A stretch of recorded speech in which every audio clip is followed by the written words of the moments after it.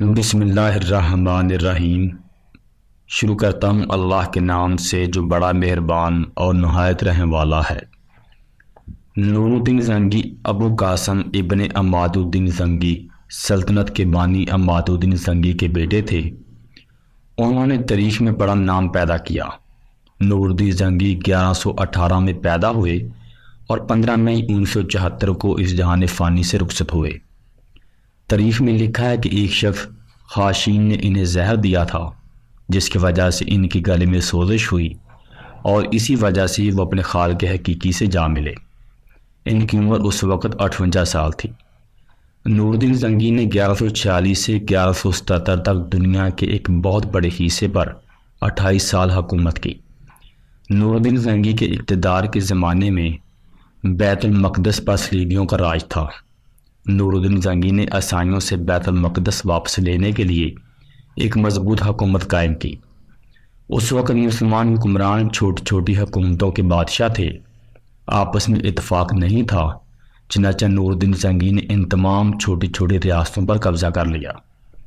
حضرت عمر کے دور میں مسلمانوں نے بیت المقدس کو فتح کیا تھا۔ یہ بھی مشہور ہے کہ جب اسلامی فوجوں نے بیت المقدس کو فتح کیا تو پادریوں نے مسلمان فاتحین سے درخواست کی تھی کہ ہم شہر کی چابیاں آپ کے خلیفہ کے ہاتھ میں دینا چاہتے ہیں۔ مسلمان کمانڈروں نے عیسائی پادریوں کی یہ درخواست منظور کر لی۔ مدینہ سے جب چلے تو مسلمانوں کے خلیفہ حضرت عمر اور ایک غلام ساتھ ساتھ تھے۔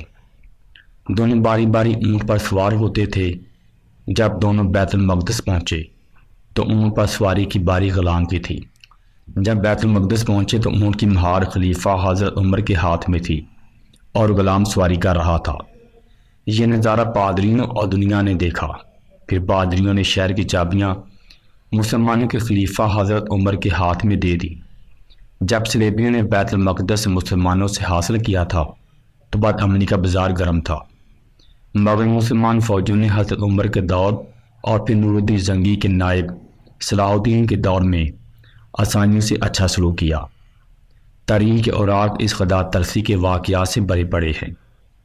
پادریوں نے اپنی عبادت گاہ میں حضرت عمر کو نماز پڑھنے کی بھی درخواست کی۔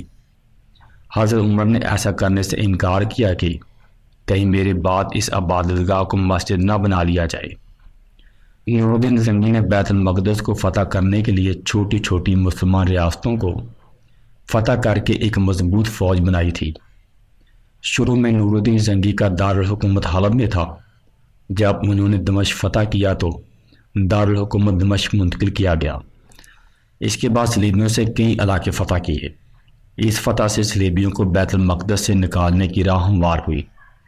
جب عیسائیوں نے دمشق پر کنٹرول حاصل کرنے کی کوشش کی تو اس پر سیف الدین غازی اور معین الدین کی مدد سے اسے ناکام بنا دیا گیا۔ جب نور الدین زنگی کے نائب صلاح الدین نے بیت المقدس پر فتح حاصل کی تو اس زمانے میں مصر پر فاطمی حکومت تھی جو کمزور پڑ گئی تھی، کیونکہ مصر فلسطین کے برابر تھا۔ صلیبی اس پر قبضہ کرنا چاہتے تھے۔ نور الدین زنگی نے آگے بڑھ کر خود مصر کو فتح کر لیا۔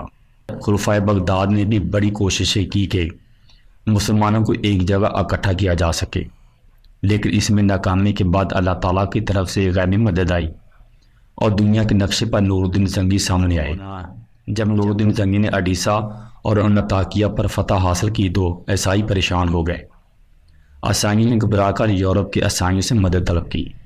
ان کی مدد کے لیے سینٹ برنارڈ نے عیسائیوں میں مذہبی جوش پیدا کیا۔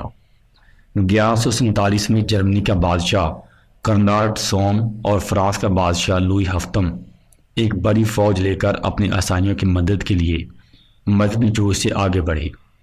ان کی متحد فوج 9 لاکھ کے قریب تھی، لیکن فوج ہر قسم کی بد اخلاقی حدود سے آزاد تھی۔ جنسی آوارگی کا دور دورہ تھا۔ دوسری طرف نور الدین زنگی ایک دیندار بادشاہ اور ان کی فوج صرف اسلامی اوصاف والی فوج تھی۔ اس بڑی فوج کو نور الدین اور اس کی اتحادی سلجوکیوں کے ہاتھ مختلف مقامات پر ناکامی کا سامنا کرنا پڑا۔ مصر پر فتح حاصل کرنے کے بعد نور الدین زنگی نے بیت المقدس کو فتح کرنے کی کوشش کی۔ بیت المقدس کی مسجد عمر میں رکھنے کے لیے ایک بڑا اور اعلیٰ ممبر بھی تیار کروا لیا گیا تھا۔ نوردین زنگی کی خواہش تھی کہ اپنے ہاتھ سے یہ منبر مسجد عمر میں رکھے گا، لیکن شاید اللہ کو یہ منظور نہیں تھا۔ ابھی فتح حاصل کرنے کی تیاریاں ہو رہی تھی کہ خاشین نے اسے ایسا زہر دیا جس سے اس کے گلے میں سوزش ہوئی، اور اس مرض سے نوردین زنگی ایک دیندار عادل بادشاہ اللہ کو پیارے ہو گئے۔ صلاح الدین ایوبی نے نوردین زنگی کے بعد بیت المقدس فتح کیا۔ نوردین زنگی اپنے باپ عماد الدین زنگی کی طرح بہادر تھے۔ نوردین زنگی ایک دیندار، نیک سیرت اور شریعت پر چلنے والے بادشاہ تھے۔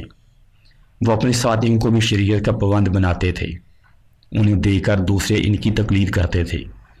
اسی وجہ سے نوردین زنگی کی حکمرانی کا دوران عوام میں اسلام پر عمل کرنے کا جذبہ پیدا ہوا۔ لوگ شریعت کے خلاف کام کرنے سے اجتناب کرتے تھے۔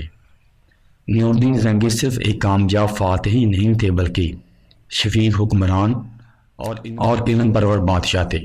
ان کی حکومت میں مدرسوں اور شفاخانوں کا جال بچھایا گیا تھا۔ ان کے انصاف کے قصے دور دور تک مشہور تھے۔ وہ اپنی ذاتی خرچات کے لیے بیت المال سے 1 روپیہ بھی خرچ نہیں کرتے تھے۔ مالک غنیمت کے پیسوں سے چند دکانیں خرید رکھی تھیں، ان دکانوں کے کرائے سے گھر کا خرچ چلایا کرتے تھے۔ انہوں نے دوسرے حکمرانوں کی طرح اپنے ذاتی استعمال کے لیے بڑے بڑے محل تعمیر نہیں کروائے تھے۔ بیت المال کے پیسوں سے مدرسوں، شفاخانوں اور مساور خانوں اور رفاع عام کے کام کیا کرتے تھے۔ دمشق میں ایک بڑا شفاخانہ قائم کیا جس کی اس وقت کی دنیا میں مثال نہیں ملتی۔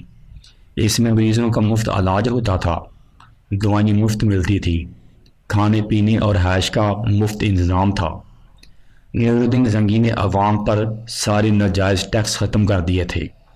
نوردین زنگی مظلوموں کی شکایت خود سنتے اور خود اس کی تحقیق کرتے تھے۔ نوردین زنگی کی ان خوبیوں کی وجہ سے اس وقت کے ایک مورخ ابن تاثیر نے لکھا ہے کہ خلفائے راشدین اور عمر بن عبد العزیز کے سوا نوردین زنگی سے زیادہ بہتر فرمانروا میری نظر سے نہیں گزرا۔ برصغیر میں مغل بادشاہوں میں ایک دیندار اور عادل بادشاہ اورنگزیب عالمگیر بھی تھے۔ وہ بھی بیت المال سے اپنی ذاتی زندگی پر ایک پیسہ بھی خرچ نہیں کرتے تھے۔ قرآن کی خطاطی اور ٹوپیاں سیکھ کر اپنا گزارا کرتے تھے۔